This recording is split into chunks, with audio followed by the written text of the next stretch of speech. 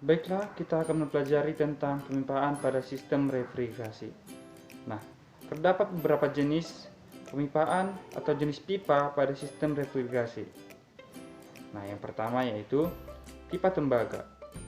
Nah, pipa tembaga terbagi menjadi dua jenis. Yang pertama yaitu pipa tembaga lunak dan pipa tembaga keras.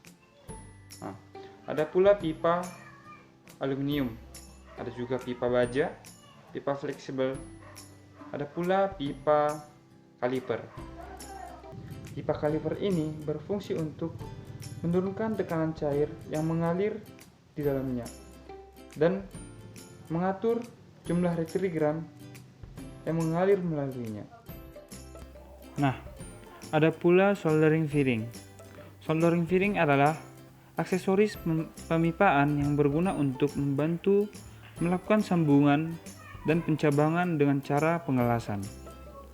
Berikut adalah peralatan-peralatan yang diperlukan untuk pemasangan pipa. Nah, yang pertama yaitu pemotong pipa, yang terdiri dari tubing, puter, dan gergaji pipa. Yang kedua yaitu reamer dan deburrer. Reamer digunakan untuk meratakan ujung pipa yang telah dipotong. Nah, sedangkan deburrer khusus untuk membersihkan bagian dalam pipa. Yang berikutnya adalah flaring tool and swagging tool. Flaring tool berfungsi untuk menggabungkan diameter ujung pipa agar dapat disambungkan dengan sambungan berulir. Nah, sedangkan swagging tool berfungsi untuk membesarkan ujung pipa agar dua pipa yang sama diameternya dapat disambungkan. Selanjutnya alat bending ataupun pembengkok pipa. Ada pula tubing piercing yang berfungsi untuk membuat lubang saluran pada pipa. Ada kompor ataupun pemanas dan kunci-kunci untuk melepas atau mengeraskan mur, baut, dan lain-lain. Nah, cara mengerjakan pemipaan refrigerasi yaitu dengan memotong pipa. Berikut prosedur pemotongan pipa. Yang pertama, luruskanlah pipa yang masih dalam bentuk roll atau gulungan dengan hati-hati, jangan sampai bengkok. Nah, kemudian ukurlah panjang pipa yang akan dipotong dan beri tanda yang jelas. Nah, kemudian letakkanlah pipa yang akan dipotong tersebut pada roll beralur yang ada pada tubing cutter. Putarlah knob pengatur tekanan pisau sehingga pisau pemotong menyentuh pipa dan tepat pada tanda ukuran yang telah dibuat. Nah, kemudian putarlah pemotong pipa ini secara mengelilingi pipa sampai putaran terasa ringan. Setelah itu, putarlah knob pengatur tekanan pisau 1/4 atau 1/2 putaran. Nah, ulangi langkah 4 tadi sampai pipa selesai dipotong. Setelah pipa terpotong, selanjutnya bersihkanlah kedua ujung pipa dari serbuk-serbuk pipa ataupun permukaannya. Tidak rata atau tidak tajam dengan menggunakan reamer. Nah, cara berikutnya yaitu dengan cara membengkokkan pipa. Ada dua alat pembengkok pipa yang ada di pasaran. Yang pertama itu tipe bending spring dan tipe lever bander. Nah, kemudian menyambung pipa dengan sistem flaring. Sambungan dengan sistem flaring adalah salah satu cara sistem penyambungan pipa dengan sistem penjepitan bibir pipa yang telah dikembangkan dengan fitting dengan menggunakan flaring nut.